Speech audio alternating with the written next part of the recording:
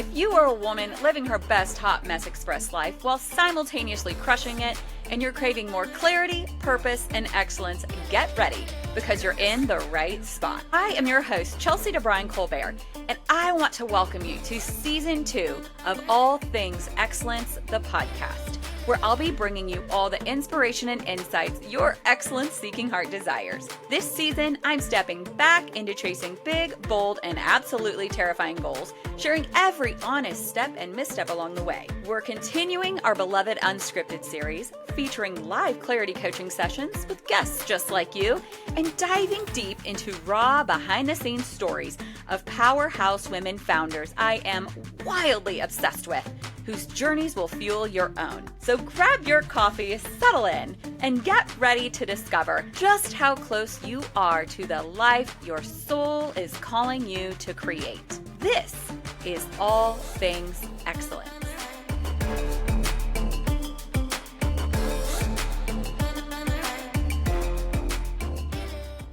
Hey, All Things Excellence fam. Welcome to today's vulnerability hangover. I have my personal brain spotting therapist with us today, Rachelle Richardson. She runs an alternative and holistic therapy practice called Rachelle's Room Healing Creations, where she combines her love of helping people heal and creating. She's a trauma-informed life coach and brain spotting practitioner dedicated to helping people overcome their emotional wounds, limiting beliefs, and come back to their true self and love. Y'all, okay. So last week I have two emotional pillars, like two people I work with that I just know that kind of keep me emotionally in check as far as like emotions go.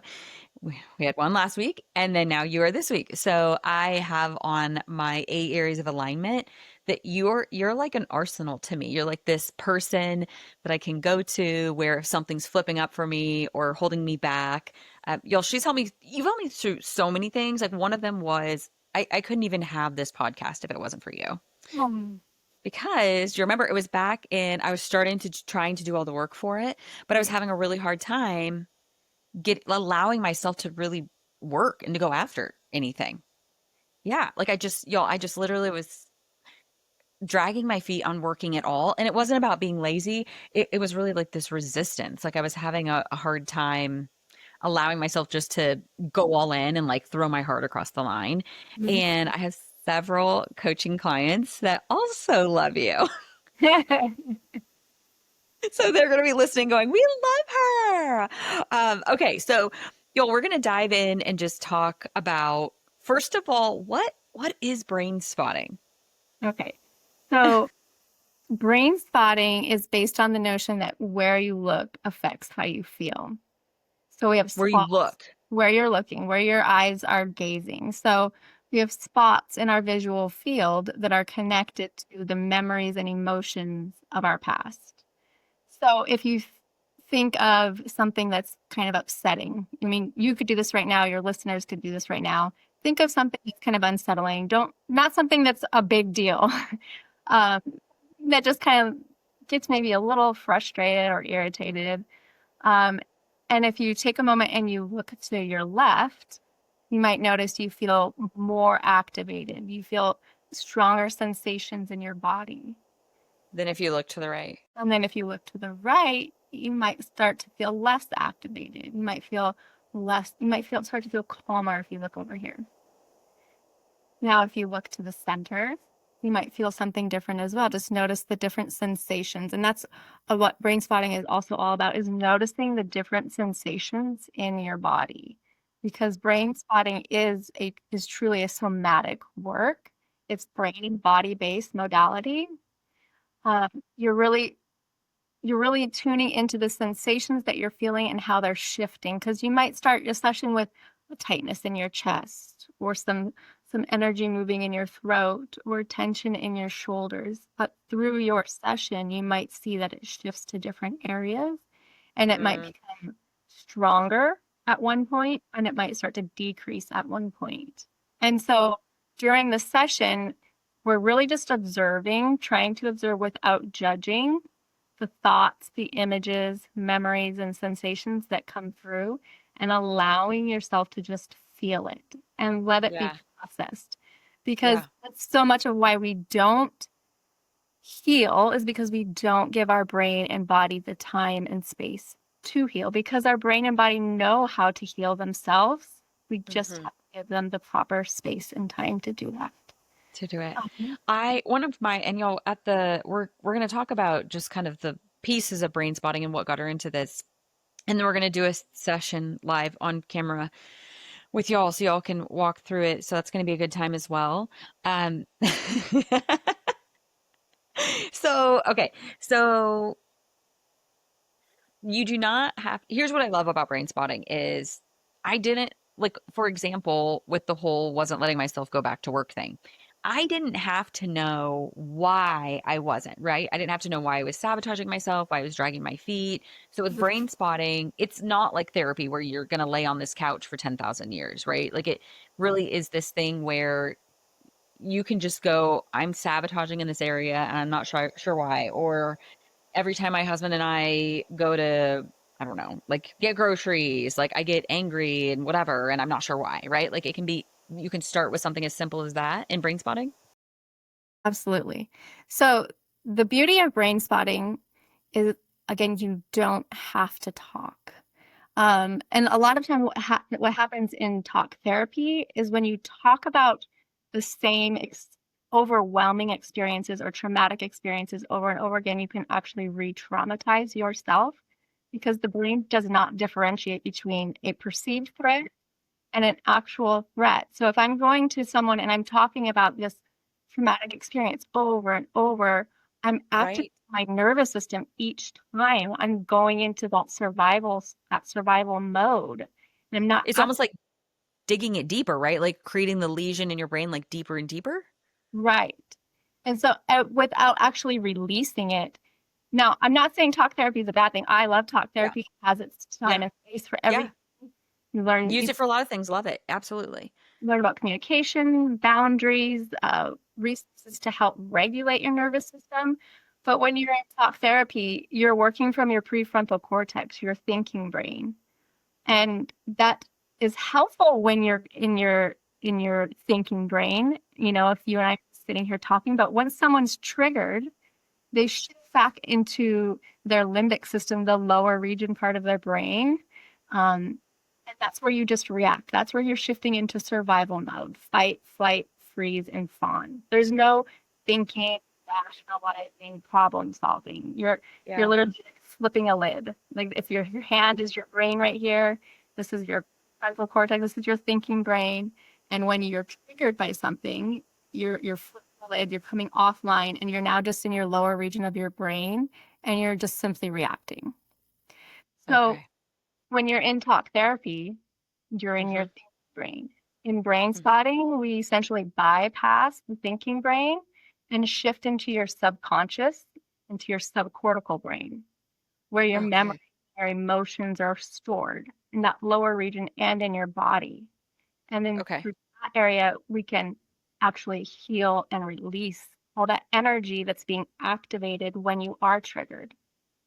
So let's say my mom and I've talked about this a lot before where it's like let's say something wildly deeply traumatic happened to her at 15 years old. It's still technically living in her body. She doesn't want to talk about it. She doesn't want to remember it. She like tries to compress it and shove it down. You guys, I'm making this up. I mean, ish. Like I don't really know. Like she's had things happen. Like haven't we all, right?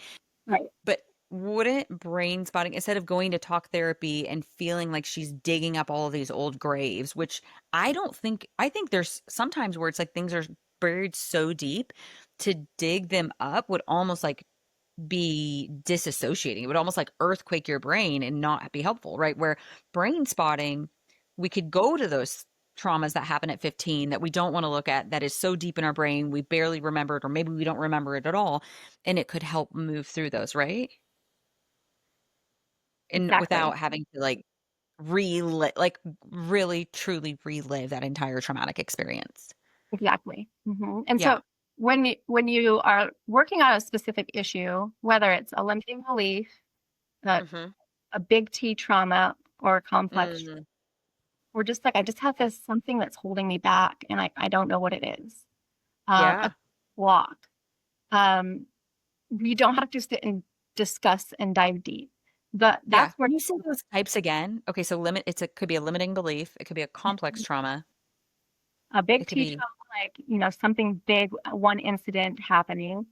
Um, Complex trauma, just a fear of, maybe I'm scared of spiders. I don't know why I'm scared of spiders, but I'm scared of spiders. I don't even know if hmm I have it. Um, Yeah. or just some kind of block, something that you Okay, just, just random Mhm. block. Right. Okay. So it does, again, like you said, it doesn't have to make sense to you. And Yeah. because a lot of times we have these experiences, when we're very young and we don't have the conscious memories of it, but it is still stored in our bodies. And so during spotting, it allows you to process what's stored in your brain and body. Because it can be nonverbal too, right? Like I have a friend that's doing some brain spotting work, and she said that they kind of found like one of her biggest traumas was like at age 2, and it's like very pre-verbal, where the only kind of process, it's like she doesn't even have words Right. to describe it because she literally didn't have words to describe it. Okay. Oh my gosh. Okay. So y'all, isn't that so? I think here's why I love this and it's so fascinating. I have done immense amounts of talk therapy all of my life. I love talk therapy. I think that having an unbiased opinion to talk things through that are just happening in life is great. I always need containment. I love coaching. But sometimes it's like, sometimes I'm like, I'm so over this. I'm done with this. I'm over this. I don't want to deal with this one more day in my life. Just like, let's stop. I just want to stop. Like, I want the behavior and the sabotage to just stop. And there's nobody better in the world than you for that. I believe that. Yeah. That's why I love sending coaching clients. I'm like, okay, here's the thing. I cannot give you one more ounce of strategy until you go have a couple sessions with her because you are keeping yourself from doing the things that the strategy we're creating. And so that's where I feel, you are like a right hand to me in life, but you're like a right hand to me in coaching as well. I Um, appreciate being my biggest cheerleader and supporter. like I should have, I just send your contact info to people. Like just call her, give her a text, just to Yeah. tell her I sent you. Hey, I was just with Chelsea. She told me to contact. Yes, I know. I was leaving Pilates, and one of my friends was like, "Oh my gosh, I got to talk to her on Monday." Like, No. so okay. So what? How did you? Let's kind of start from the beginning a second and go. How did you get here? Because obviously you were doing other. You were a teacher. I was a teacher. I was an elementary Okay. school teacher. How'd you go from elementary school teacher to trauma therapy? Where'd Okay. that happen? Well, I was an elementary school teacher, but before I even got into teaching, like I was always kind of torn between, do I want to teach? I wanted to help in some way? Um, and then design also. So like these three things, these three passions. And so I ended up, after I taught for a while, and then I went back and got my master's in social work. Okay. Okay. I mean, y'all, there's nothing like teaching elementary kids that makes you go want to go back and get your social work degree, you Well, know? I wanted to help on a deeper level, like Yeah, working with I'm being serious. people. Yeah. But I Yeah. wanted to help people on a deeper level. And so I got my master's degree in social work. And then I took working as a trauma therapist for children who were victims of sexual abuse. And so I could see there were a couple of therapists that worked in the same office as me that they were trained in EMDR. And I could see how quickly their clients moved through their trauma EMDR as opposed to the Yeah. therapists that didn't use EMDR. And I Uh-huh. didn't know brain spotting at that time. And so I had always thought, well, I'm definitely going to get trained in EMDR. EMDR. Yeah. How do you compare EMDR to brain spotting? Like what's I personally say brain spotting is like EMDR on steroids. Um, that's what I say to people. I'm like, it's EMDR on steroids. Like I've had EMDR. This is that on steroids. yes. And Yes. plus EMDR has stricter like protocols. It's much more structured and there's more talking. Mm, Whereas brain spotting is more client led and like we've talked about, you don't have to talk at all. You just allow yes. your body to process through. And of course, people can talk as much as they want. Some people like to narrate and talk about Yeah. everything that's coming through or just, speak it out loud. Some people just like to stay silent. There's no right or wrong way of doing it. Our So friend Stacy was like, "How are you guys going to record a session? There isn't any talking." And I said, "In your session, there isn't any talking. In my session, there's a whole heck of a lot of talking." yeah. So I think that because some people, y'all, there's this pointer. It's like literally like a. Here's what it looks like. It looks like it came off an old TV antenna. That's what I always think about it. Or like the old car antennas that you could bring up and down, old TV antennas or radio antennas that you bring up and down. That's literally what it looks like. And there's a little black pointer thingy on the end, and she moves it back and forth and up and down on the screen. And and so, y'all, that helps. That which is like Magic. gearing your brain. Right, like that's you're supposed to watch it, and so you're moving where it's looking.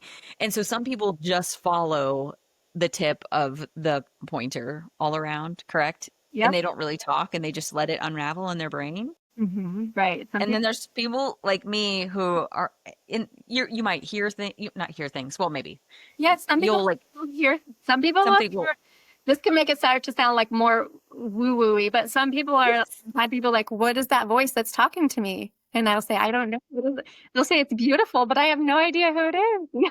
Yes. Yeah, so like some people hear things, some people have images. I have a lot of like images or movie clips that start going like crazy in my brain.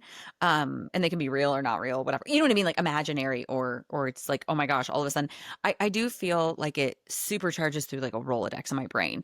Right. I don't think a lot of people have that. I'm a photographic memory person, so that's how my brain is stacked. I think that's how that works for me. But then I tend to tell you all about it and I tell you everything that's coming up where other people really not say a word, huh? They just let the thing move around and they process the emotion Right. There are some people that will talk throughout the whole session, and then people that are just like completely silent through the whole session. and just letting it do its thing and release. Like it's like a massage, guys. You can talk through the massage or you can just be quiet through the massage, but it works equally as great talking or not talking, correct? Right. And Hmm. my role is to basically hold space and Mm, guide you to that specific spot, mhm. um, Yeah. so that I don't, I will periodically come in and ask how someone's doing and maybe, check in with their body. Some people might feel like they're a little stuck. So I might help guide them through maybe another spot. If someone feels overwhelmed on an activated spot, I guide them to a sore spot, which is a more calming spot, and you don't feel as much, you don't feel as activated. Yeah. Okay.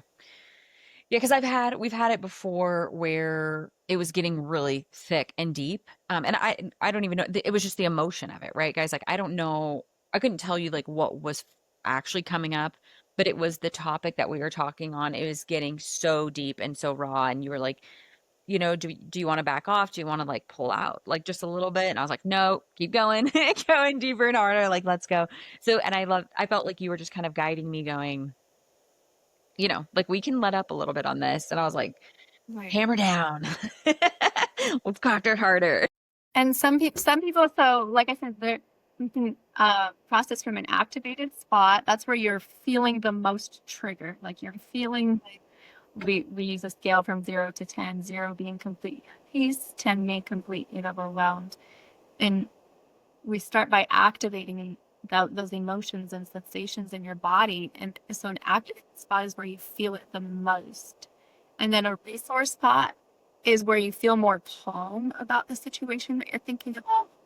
And you can process and heal from both spots. But I heard from someone gave a great description. Processing from an activated spot is kind of like going straight up the mountain and you feel it all going straight up. And then a resource spot is kind of like winding around the mountain to get to the spot of healing. So it doesn't feel as I shouldn't even say overwhelming, because for some people it's not overwhelming. Some people don't mind feeling the feelings. Some people don't want to feel all the feelings. They're not ready for it. And it can also depend on not just Hmm. but the session and the situation, the issue that they're working on. So Hmm. it, every session is different for everybody.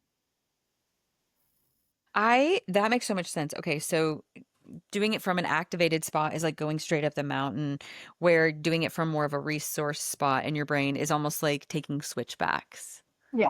And you're just Like you're easing your way. up the mountain. So this is where it's like, I feel like a butt kicking workout and a deep tissue massage. I'm like, yes, this feels so good. And people are like, this, my husband is like, this hurts so much. Why would you ever want to do this? Like, don't ever send me back to that massage therapist ever again. And then, or like a really killer workout, I'm like, that was amazing. I can barely walk. And he's like, why would you ever do that? You know, Yeah. he, He's very much like the switchback guy. But then I look at that, I'm like, you know what though? I'm an Enneagram 8. I'm like head on, plowing through it. Let's go harder is better. And he's like Enneagram 9 of like, I would rather, he would honestly rather like curl up on the couch and you put a blanket over him and some soft music. And then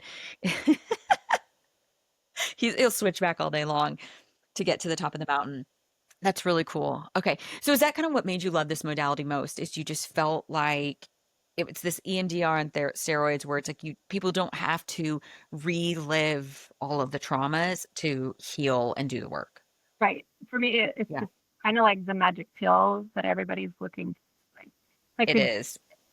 just release this and not experience this anymore. It was just brain spotting to me felt it was deeper and more rapid healing than EMDR. And so for me, it was like, I have to bring this into my work with other people. Because if you experience, it's hard to explain, even if people are listening right now, it still might not make sense until you experience it yourself. And then you're like, oh my goodness, okay, I get it. But even then, when you experience it, it's hard to put into words of like, you just have to try it and see.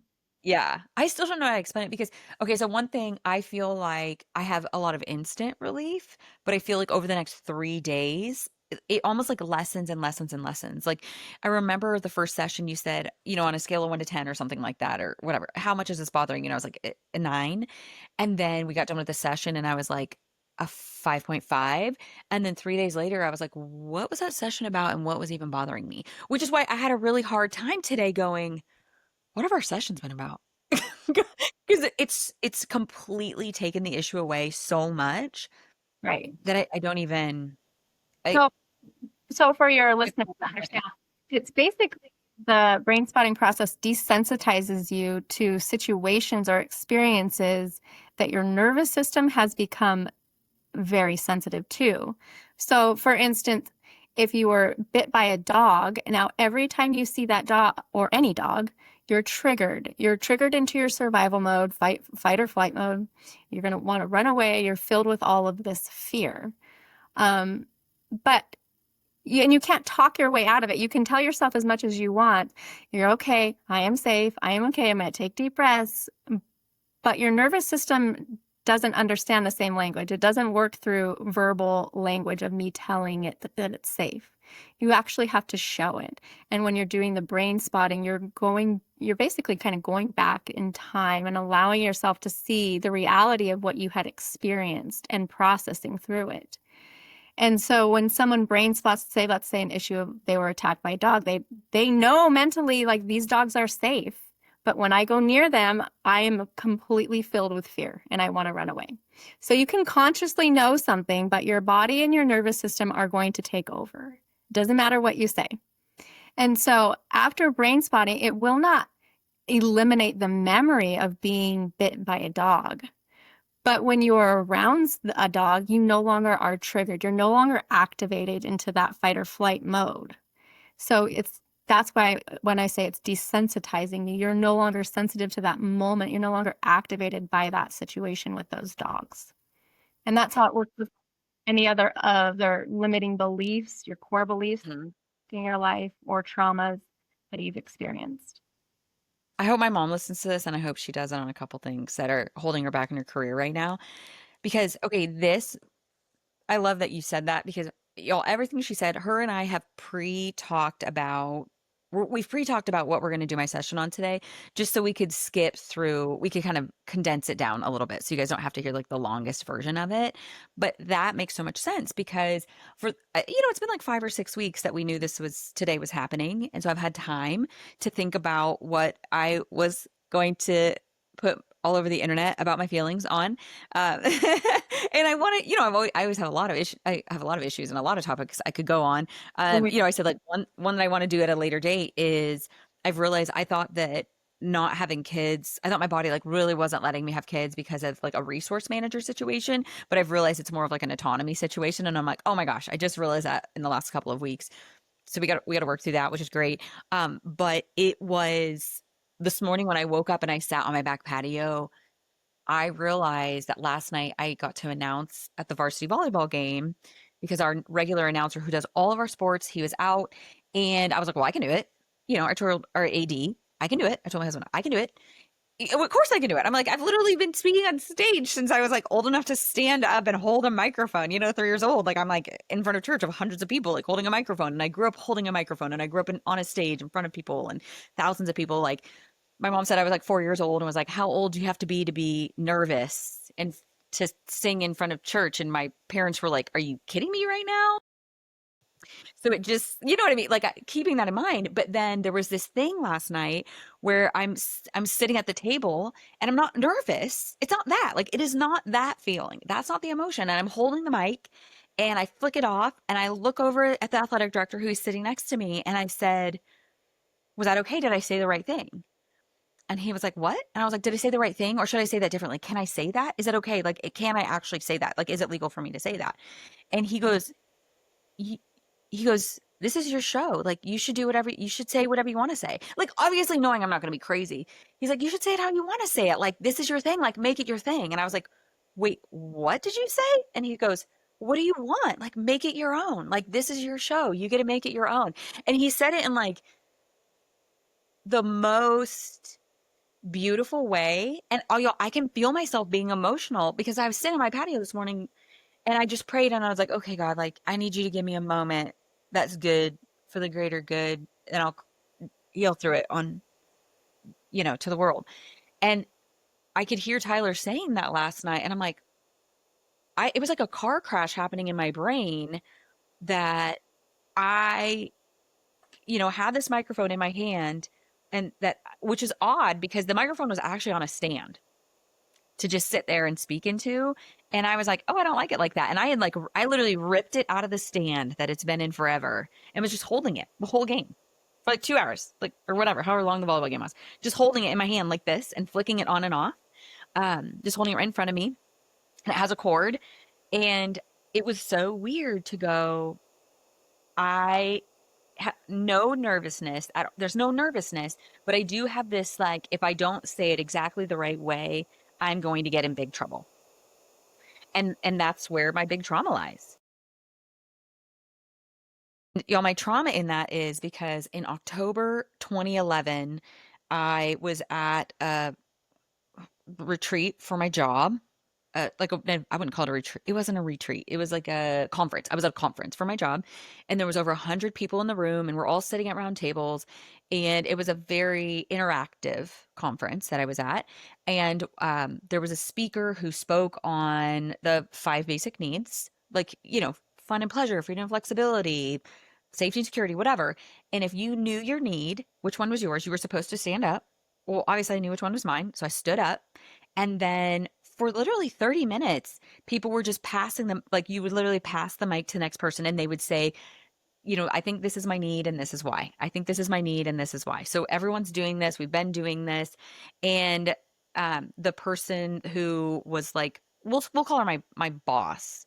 She's not my boss because you're an independent contractor, but she's your boss. Like even in independent contract work, you kind of have a boss, right? So Right. she's my boss. And she would respond to whatever that person said on her opinion and her thought about what she thought their basic need was. And you would sit there, but the person would have already handed the microphone to the next person. So you're sitting there waiting for her to nod at you, like, okay, now it's your turn. Well, instead of nodding and being like, yep, Chelsea, you go, it's your turn. When I say y'all, she walked across a giant banquet room. Like I'm 26 years old and she walked all the way across this giant banquet room instead of nodding for me to go physically, literally physically took the microphone out of my hands, grabbed it, walked 2 feet, and planted it into the next person's hand.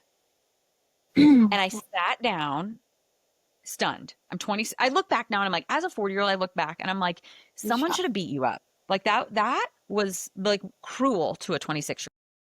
Completely. insane, insensitive, cruel, like, wow, you don't do that. And I remember sitting down and in your own head, you're going, well, everybody thinks she's the greatest person in the world. So there's no way that she just hurt me. I must be making this up. Well, And someone at the table looked at me and grabbed my hand and she goes, I am so sorry, Chelsea. I don't know why she just did that. Why did she just do that? That was like, she shouldn't have done that to you. And like multiple people around the table were like, what was that about? Like, why did she just do that? Was hurtful. Are you okay? Like, we're so sorry. Like, it was like, internally you're going, is this what just happened? You're 26. What just happened? And then adults, like true adults who could be your mom, are around you going, what was that about? Like, that was not okay.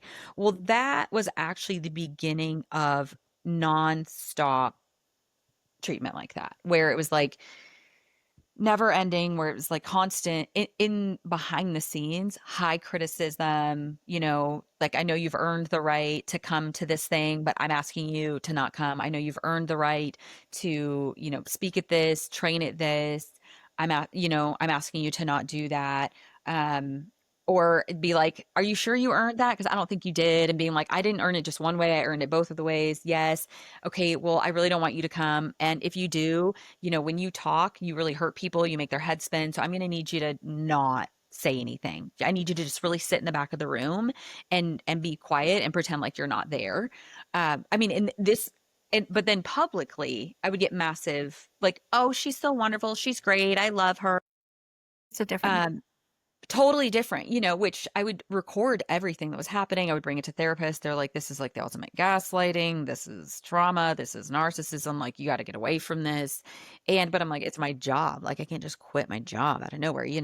And I don't think that it made my job bad at all. I think there's bad people. I think any situation can be good or bad. And I think that really broken people with a lot of issues can come into really great jobs and make it tricky for one person, because not everybody had the experience that I had. A lot of people will be like, what? You're kidding me. There's no way you had that experience with her. And I'm like, you have no idea. And I have all the recordings and the emails for the therapy to prove it. So I've done the work of like the cord cutting to get through all of that, and heal through all of that.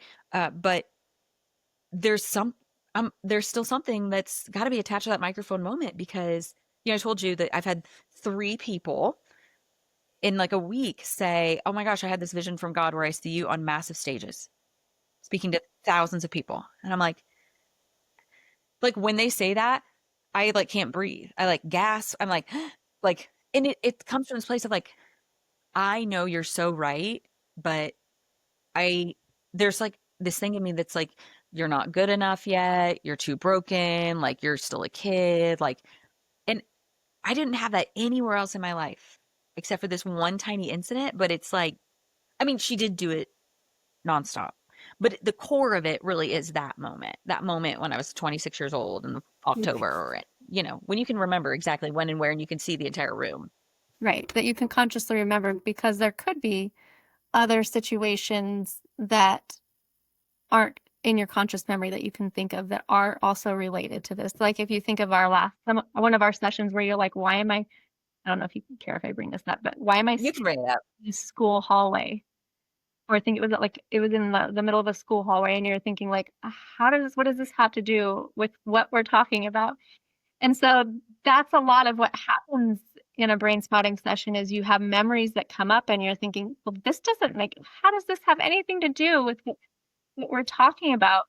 But by the end of the session, typically a client will realize, Mhm. oh, everything kind of comes full circle. And it's like, oh, this all makes sense how this is all connected. Because what we experience is, Mhm. some people will have images, some people will Mhm. have just thoughts, some people just have sensations, no thoughts, no memories. Yeah. But for someone, like you have, for a lot of people, what they have, Mhm. memories come back, kind of going back in time, in a timeline, getting you back to the very root cause of where this limiting belief or fear Yeah. first started. Yeah. And Yeah. so it doesn't always make sense that, well, I had no idea that memory was connected to this belief, this core belief that's been affecting me Mhm. today. And Yeah. again, with talk therapy, you can't get to that because you're not aware of it. That is the beauty of brain spotting, is you heal all of these wounds that you're not even aware of. All Mhm. memories and emotions that are stuck inside of you that you're just not consciously aware of how they're affecting your life day to day. Real quick, before we dive back in, I want to share something I created for the women who are growing but still kind of feel like they're doing it alone. If that statement just hit, then this is for you.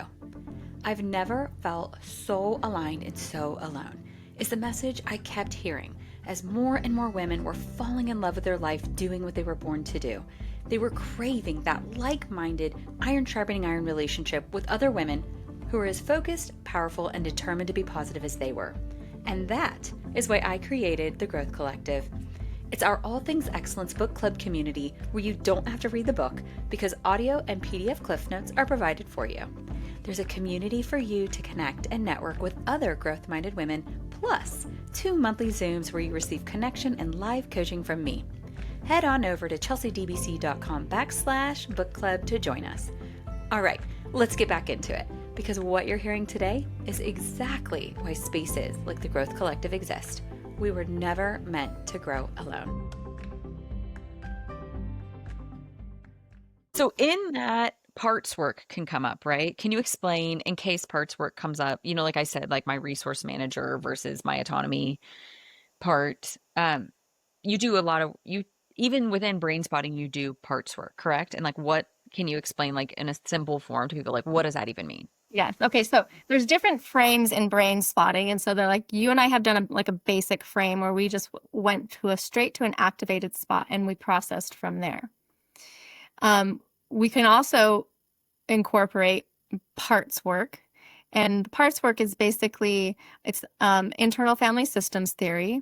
And it's the theory that you have different parts of you. And when you learn about parts work, it starts to make more sense of like, oh, it starts to become like part of your daily life. Oh, that's this part of me. But we have a wounded part. That's your exiled parts. Those are the parts that have been traumatized, that are living in guilt and shame and fear. Those are the parts that you kind of try and shove down because they're too overwhelming for your system.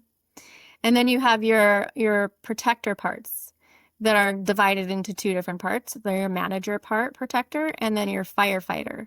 And so your manager part tries to help manage your day to keep that exiled, wounded part down, prevent it from being triggered. That might be a part that's a people pleaser, a workaholic, anything that helps prevent this wounded part from coming forward. Perfectionist. If I do everything perfect, I won't have to feel the shame of not being good enough. Now, eventually, That's fine. Like my protector part is like, if I do everything good enough, she's not gonna like come in and criticize me and yell at me. right. That 100% right there. It's because it's not that I don't think I'm worthy. It's not that I don't think I'm good enough. It has nothing to do with that. It's 100% based on, I'm like, oh my God, I don't want to listen to one more ounce of criticism, please. Right. It's just, I find it annoying. It was kind of like when I was bullied as a kid. I'm like, this is so annoying. Will you just stop? Like, it's just annoying. Right. So that perfectionist part, or that manager part, works really hard to keep those wounded parts down. But eventually they get burnt out. They run out of energy. And so that wounded part might get triggered up.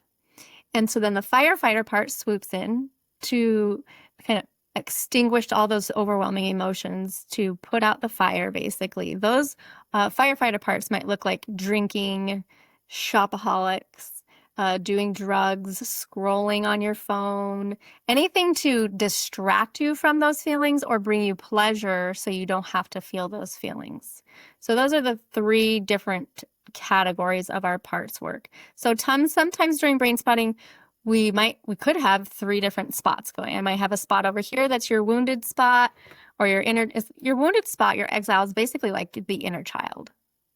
And then you might have another spot over here, and this would be your manager part, your perfectionist part that's trying to keep you safe, because all parts are good. They're working to protect you and keep you safe. We've just, as society, labeled them as bad and unacceptable, depending on, how it looks in society, because a workaholic, they're so successful and they're so hardworking. But, this other part that, like your firefighter parts, like, someone that's drinking a lot, obviously you can't interact in society in a helpful way if you're drinking a lot, but the concept is still the same. They're trying to help you from not feeling overwhelmed by those overwhelming feelings. They're trying to keep you safe because when you're a child, these parts helped you stay safe in your environment in some way or another. So we could have three different parts going or just one, but one of my favorite parts of our frames of brain spotting is expansion, and that's where we do an activated spot. And then we do another spot that was more of your kind of like your truth or what's true for you. It might be if you had a spot that's, I don't feel like I'm good enough, but there's a person or something in your life that made you really know within within your true self that you were good enough. We find that spot and you go back and forth from one spot to the other and you bring that truth Mhm. to the activated spot, that wounded part. So we I kind of just feel our way through and see what's best in each session. Yeah. Okay, so I think that I just uncovered my I have so many emotions about this. I think I just uncovered my obsession with being in college. So like growing up, I was just automatically awesome and great. I definitely didn't grow up in like I grew up in a very Dutch family. Like we're like, do you want a cookie? Like you did what you're supposed to do. You were excellent. Like that's like excellence was required. Like excellence was like the bottom bar in my family. And I responded to that really well. So that was great for me. And then, but I was bullied, right? And so then when I was in high school, I was just there was certain areas of my life that I excelled. Like I excelled in achieving with like piano. Like I won like state piano, things like that. Yeah. Literally playing the piano. I know. And I was honestly in ridiculously talented and things like in band. But because I'd been so bullied for being so great, and I was really bullied for being great. Like I was bullied for I had great communication skills. I was highly charismatic and I was killing it in all my classes in like second and third grade. And that was not good in a small private school. It really put me in the front lines, to get bullied all the time. And so in junior high and high school, when I got to go to public school, my goal was just to like be a wallflower about it, right? And I remember I would get moved up to first chair in band and I can look back now and go like, oh my gosh, you were kind of a ridiculous asshole and to get moved down. What in the heck? I can see where I was sabotaging now because I was like, whoa, whoa, whoa, whoa, whoa, this is way too much limelight. Or I would go, why don't I learn a different instrument? And I would have them I would go, where else do you need somebody in the band?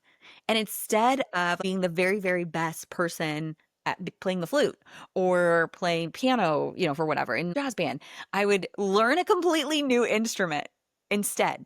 So I could be in the middle of a brand new instrument because I could learn a whole brand new instrument and still rank higher than people that have been playing it for years. I know, but I really didn't do anything with that because I can see where I was kind of still in the shadows. So then when I went to college, I did make a decision right away that the experience was going to be different. That I was like, I am going to own this crap. This is going to be my thing. Like everything I've ever wanted to be in life, I'm just going to do it. I'm going to go for it. I'm going to be the president of everything and whatever. And I had some like, weird benchmarks in my head that would say, you did it. Your own, yep, made it, hit the goals. Here we are.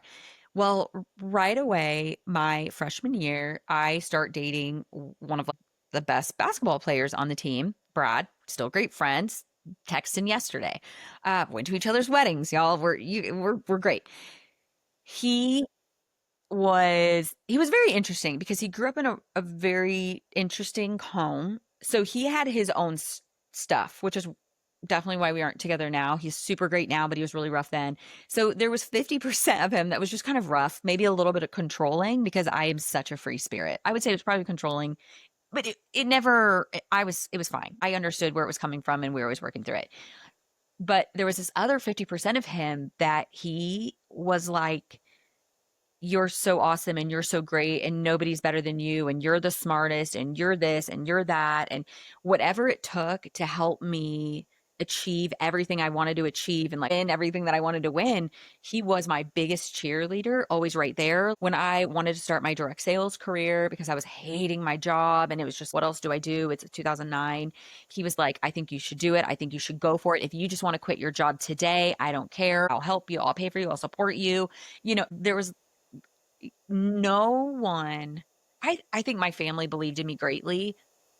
They just aren't words of affirmation people. And I'm not even a words of affirmation person, I agree with but it was beyond words of affirmation. Like no one in the world was my, you know what? It's my raving fan. He, no one in the world has ever been as good of a raving fan about how great I am at anything than him. I bet still. And it's just by accident. It's just kind of probably who he is. Yeah. Um, and so when I'll have both things come up at once, I'll think about this moment where it's like the microphone was physically ripped out of my hands. And then for the next 12 years, I was told you don't get to be in the room because you just hurt everybody.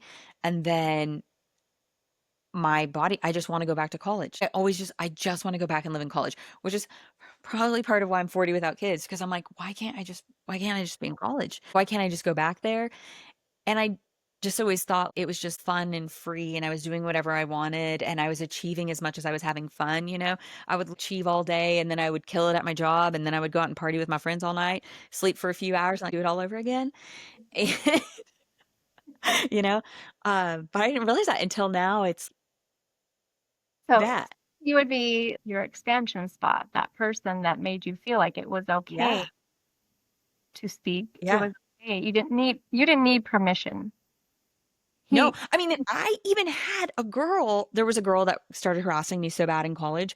It was really bad. There was a restraining order. But he was the one who was like, F her, she's dumb, she's this, she's that. You're brilliant, you're gorgeous, you're talented. We're getting a restraining order. And I was like, what? This is a thing? And he's like, yep, we're getting a restraining order. I was like, okay. And at this point, he'd already graduated and he was a police officer and I was still in college. And so he literally had me go to the station. We got a restraining order because he was like, she's dumb. She's in your way. Get her out of the way. I mean, I know. I know. Best raving fan. Do you want to kind of So work there? should we work on that? Because is that what you're saying is like that we would combine these two moments? Yeah. So you have your wounded spot that's connected to this lady that your boss, and then an activated spot, which is connected to someone that made you feel the opposite of what she made you feel. When you're thinking of her, there's a fear that's activated. When you're thinking of him and memories of him, there's nothing but love and acceptance that's activated, which would be the truth, which would be your truth. Yes. I think we should. That'd be so great. This makes so much sense. It's probably also why sometimes I think people are like, why are you guys still such great friends? And I'm like, literally, why wouldn't we be? First of all, I don't understand why we wouldn't be.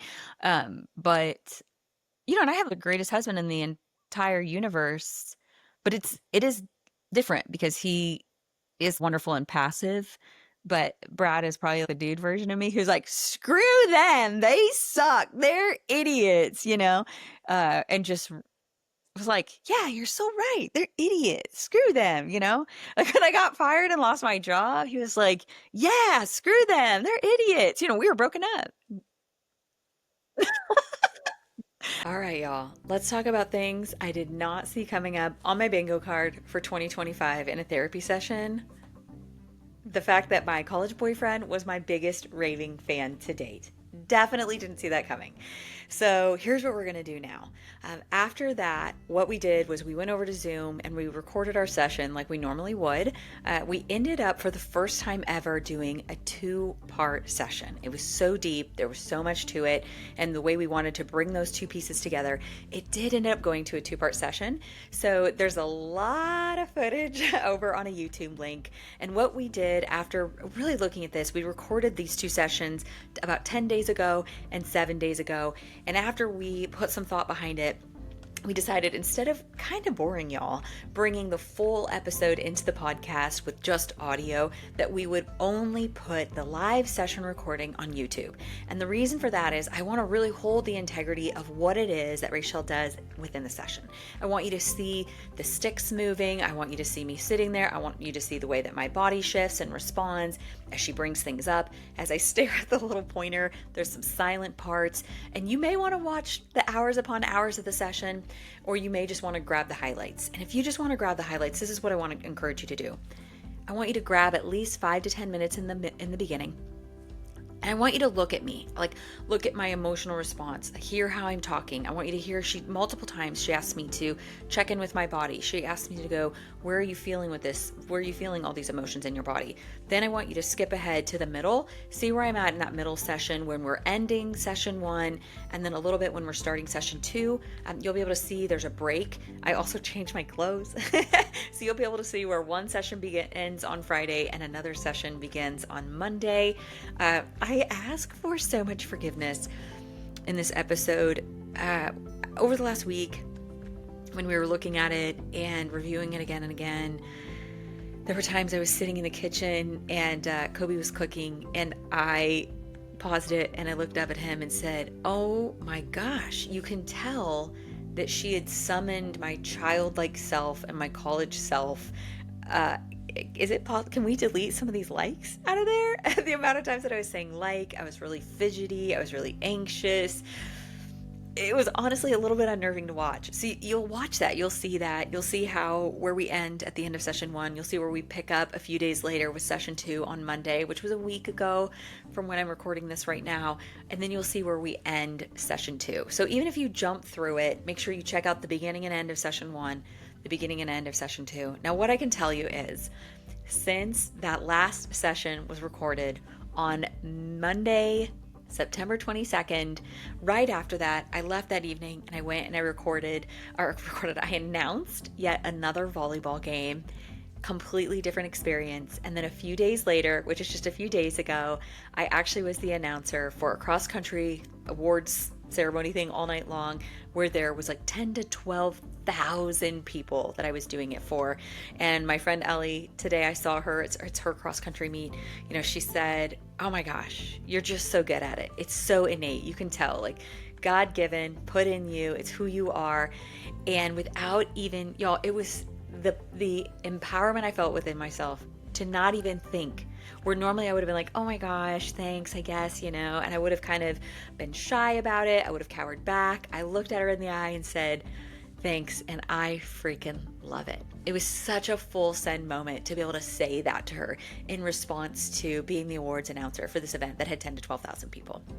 So what I can say to y'all is, here we are 10 days later, and how I'm feeling about those moments are completely different. I can securely say that she took that college version of myself and brought it over and merged it over with that little bullied girl and that 26-year-old bullied girl who were just feeling less than and small, like they weren't free to be able to say and do and be everything that they were being called to be. And I'm forever grateful, y'all. I can never recommend Rachelle enough to my clients and to my friends. So I ask you, jump over to the YouTube, watch a little bit of it. Feel free to skip on through. Again, watch how I'm physically responding, hear how I'm talking different, hear where she asks me where it's coming up in my body. Those are the things that you really want to watch for, just to see how effective this brain spotting is and how quickly my stance can change over the 1-hour session. So thank y'all for coming along on this journey. Here's one of the things I never thought that I would be doing, that I would be sharing with the world, but I know for a fact that it is so worth it. And so my prayer is just that you will enjoy it. You will give me a lot of grace with all of my feelings and emotions and the awkwardness and the silence and the weirdness, and that this will also encourage you to do a little work and some brain spotting for yourself as well. So thank you all, Things Excellence fam, for listening. Go down to the show notes, jump into YouTube, enjoy. Thanks for listening to All Things Excellence. If something landed with you today, I'd love for you to follow the show, share it with a friend, or leave a quick review. It helps more women find these transformational conversations. And if you're ready for support with your next step, or needing someone to stand in the gap with you to figure out what that even is, I'd love to create that space for you. And my intro clarity call is a great place to start, because life is too quick and too full to have to figure it out alone.